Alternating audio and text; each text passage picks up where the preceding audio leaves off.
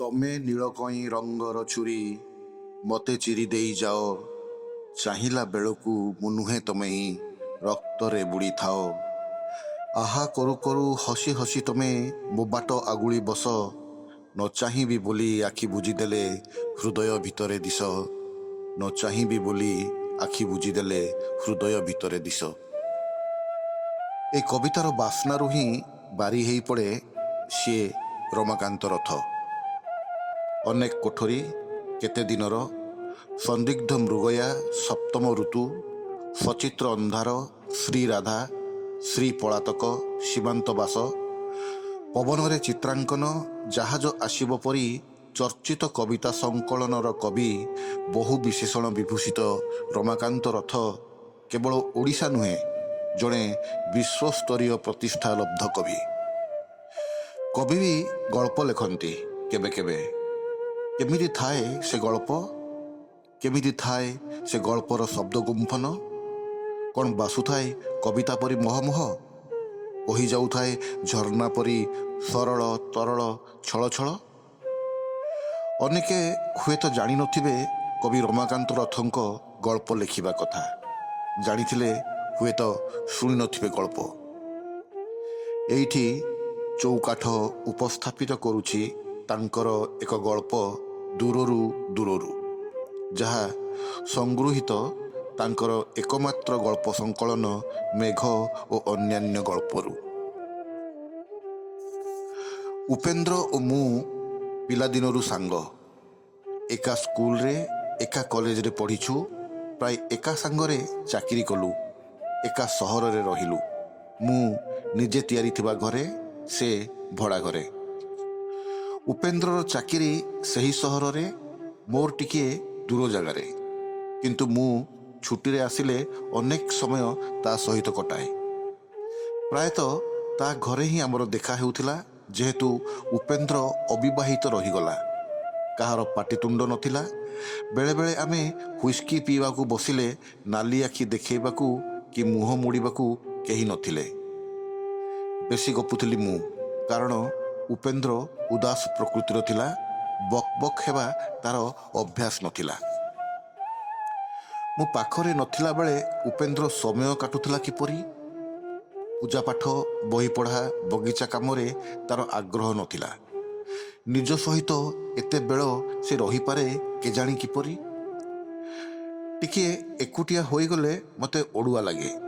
ନିଜ ପାଖରେ ରହିବାକୁ ଡର ମାଡ଼େ। ମୁଁ ଜାଣେ ଯେ ନିଜେ ନିଜ ବିରୁଦ୍ଧରେ ଯେଉଁ ଯେଉଁ ଅଭିଯୋଗ କରିବି ତାର କୈଫିୟତ ମୋ ପାଖରେ ନାହିଁ। ପାଖରେ ଅନ୍ୟମାନେ ଥିଲେ ଅଭିଯୋଗକାରୀ ଚୁପ୍ ହେଇଯିବ। ଅଭିଯୋଗ କଲେ ବି ମୋତେ ଶୁଭିବନି।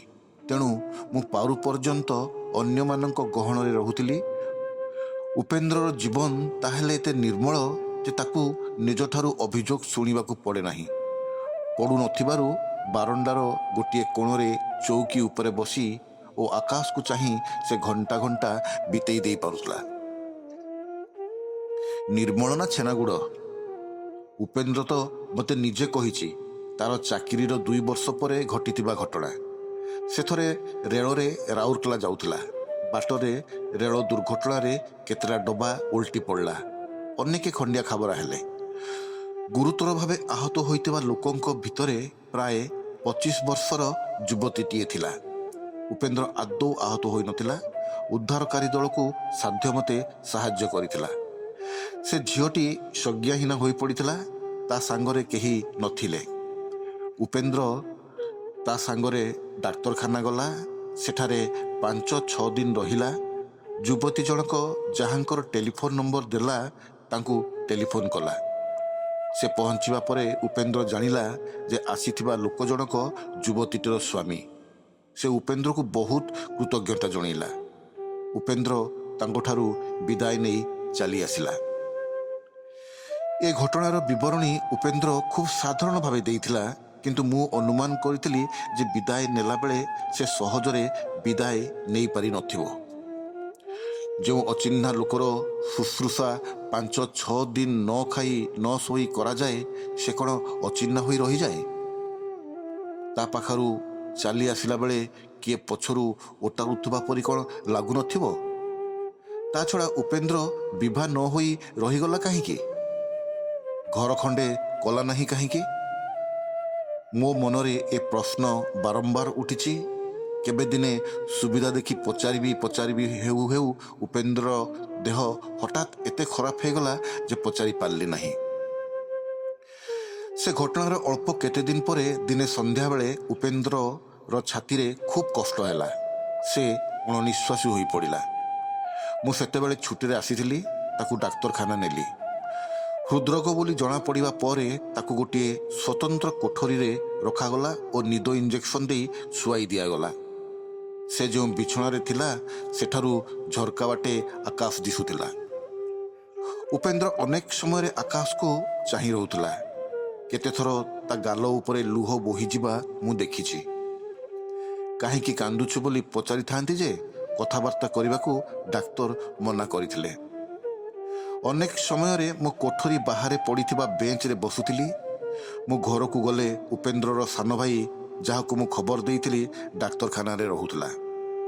ଥରେ ଦେଖିଲି ଜଣେ ନର୍ସ ଆସିବା ପରେ ଉପେନ୍ଦ୍ର ଖୁବ୍ ଆଶ୍ଚର୍ଯ୍ୟ ହୋଇଗଲା ପରି ତାଙ୍କୁ ଚାହିଁଲା। ସେ ବି ଉପେନ୍ଦ୍ରକୁ ଦେଖି ଚମକି ପଡ଼ିଲା ପରି ଦିଶିଲେ। ତାକୁ ଇଞ୍ଜେକ୍ସନ ଦେଲାବେଳେ ତାଙ୍କ ହାତ ଥରିବାରୁ ସେ ଆଉ ଜଣେ ନର୍ସଙ୍କୁ ଡାକି ଇଞ୍ଜେକ୍ସନ ଦେବାକୁ କହିଲେ। ତାପରେ ମୁଁ ଥିଲାବେଳେ ଯେତେଥର ସେ ଉପେନ୍ଦ୍ରର ବିଛଣା ପାଖକୁ ଆସିଛନ୍ତି, ଉପେନ୍ଦ୍ର ବଡ଼ ବଡ଼ ଆଖିରେ ତାଙ୍କୁ ଚାହିଁ ରହୁଥିଲା।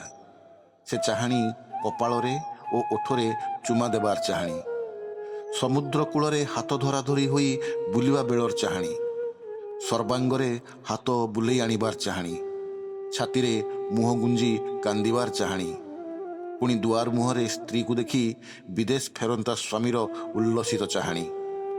ଉପେନ୍ଦ୍ର ଏତେ ଦିନ ଯାଏ ଏ ଚାହାଣୀକୁ କେଉଁଠି ଲୁଚାଇ ରଖିଥିଲା କେଜାଣି? ମୋର ମନେ ହେଲା ସେମାନେ ପରସ୍ପରକୁ ଚିହ୍ନିଛନ୍ତି। ନର୍ସ ଜଣକ ପିନ୍ଧିଥିବା ଧଳା କୋଟ୍ ଉପରେ ଲାଗିଥିବା ପ୍ଲାଷ୍ଟିକ ଫଳକରୁ ଜାଣିଲି ତାଙ୍କର ନାଁ ସବିତା ମଙ୍ଗରାଜ। ଦିନେ ସେ ଉପେନ୍ଦ୍ରକୁ ଔଷଧ ଦେଇସାରି ବାହାରି ଯିବା ବେଳକୁ ମୁଁ ତାଙ୍କ ପଛେ ପଛେ ଗଲି। ସେ କେତେ ବାଟ ଯିବା ପରେ ଡାକିଲି, ସବିତା ଦିଦି। ସେ ରହିଯାଇ ବୁଲି ପଡ଼ିଲେ ଓ ମୁଁ କ'ଣ କହିବି ଶୁଣିବାକୁ ମୋ ଆଡ଼େ ଚାହିଁଲେ। ମୋତେ ଉପେନ୍ଦ୍ର ପାଖରେ ଓ ତା କୋଠରୀ ବାହାରେ ଏତେ ଥର ଦେଖିଛନ୍ତି ଯେ ମୁଁ ତାଙ୍କର ଅପରିଚିତ ନଥିଲି। ତାଙ୍କ ପାଖକୁ ଯାଇ କହିଲି, ଉପେନ୍ଦ୍ର ମୋର ପିଲାଦିନର ସାଙ୍ଗ। ମୋତେ କାହିଁକି ଲାଗୁଛି ଯେ ସେ ଆପଣଙ୍କୁ ଚିହ୍ନିଛି। ଆପଣ କ'ଣ ତାକୁ ଚିହ୍ନିଛନ୍ତି? ସବିତା ଦିଦି ମୋ ଆଡ଼କୁ ଟିକେ ଚାହିଁ ମୁହଁ ତଳକୁ କଲେ। କହିଲେ, ହଁ ଚିହ୍ନିଛି। ଏବେ ମୋର ଡ୍ୟୁଟି ଅଛି। ଆଉ ପ୍ରାୟ 1.5 ଘଣ୍ଟା ପରେ ମୁଁ ନିଜେ ଆସିବି। ସେ ଆସିଲେ, ବେଞ୍ଚରେ ମୋ ପାଖରେ ବସିଲେ। ସେ ଯାହା କହିଲେ ସେଥିରୁ ଜାଣିଲି ଯେ ରେଳ ଦୁର୍ଘଟଣାରେ ଆହତ ହୋଇଥିବା ଯୁବତୀ ଜଣକ ସବିତା। ଦେଖିବାକୁ ଖୁବ୍ ସୁନ୍ଦର। ଖାଲି ଯାହା କପାଳରେ ଠାଏ କଟା ଦାଗଟିଏ ଥିଲା।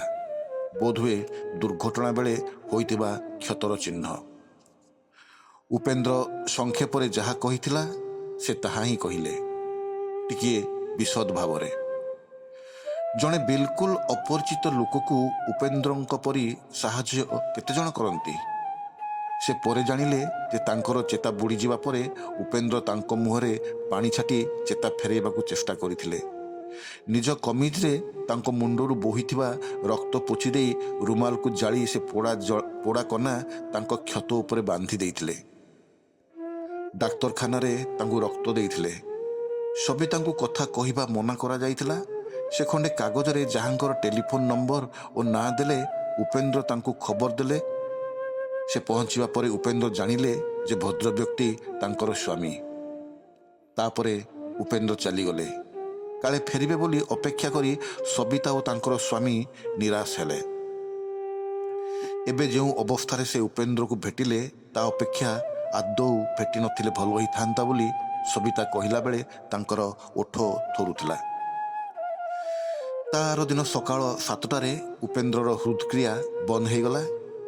ମୁଁ ଖବର ପାଇ ଆସିଲା ବେଳକୁ ତା ଉପରେ ଧଳା ଚାଦର ଖଣ୍ଡେ ଘୋଡ଼େଇ ଦିଆଯାଇଥିଲା। ଉପେନ୍ଦ୍ରର ସାନ ଭାଇ ପିଲାଙ୍କ ପରି କାନ୍ଦୁଥାଏ। ତାକୁ ସମ୍ଭାଳୁ ସମ୍ଭାଳୁ ନୟାନ୍ତ ହୋଇପଡ଼ିଲି। ତା ଉପରେ ମନେ ମନେ ଚିଡ଼ୁଥିଲି, ମୁଁ ଯଦି ଛୁଟିରେ ଆସିନଥାନ୍ତି ତୁ ଏକା ତ ସବୁ ମୁଣ୍ଡେଇଥାନ୍ତୁ।